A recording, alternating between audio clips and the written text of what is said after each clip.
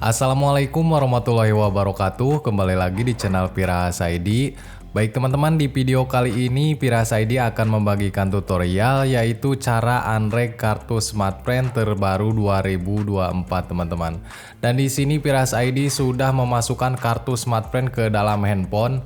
Nah, pentingnya unreg kartu Smartfren ini teman-teman agar nick teman-teman itu bisa 3 kali digunakan atau lebih ya, karena kita sudah menghapus data nick kita dari kartu lama Smartfren kita ya teman-teman. Jadi akan bisa digunakan untuk kartu yang baru ya, jika teman-teman ingin mengganti ke kartu Smartfren lagi atau ke kartu yang lainnya teman-teman.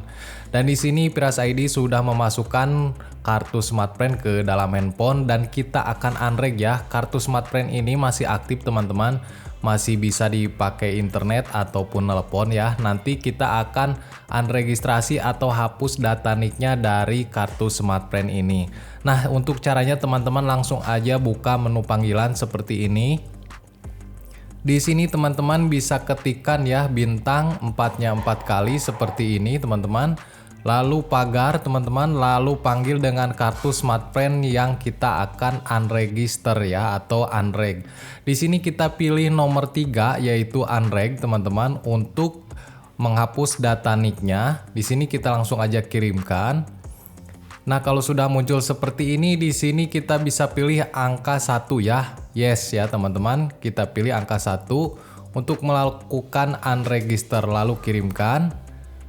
Nah, kalau sudah seperti ini, nomor sekian-sekian proses unreg berhasil ya teman-teman. Dan di sini juga ada SMS dari 4-nya 4 kali yaitu permintaan unreg pada nomor ini sedang diproses ya. Dan di sini nomornya sudah otomatis tidak bisa dipakai lagi teman-teman, atau sudah dihapus data nick dan kartu keluarga kita dari nomor ini.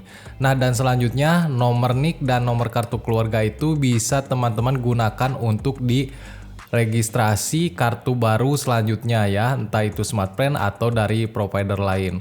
Oke teman-teman, itulah cara unregistrasi kartu Smartfren terbaru 2024. Semoga konten ini bermanfaat. Jangan lupa like dan subscribe. Mohon maaf bila ada salah kata. Wassalamualaikum warahmatullahi wabarakatuh.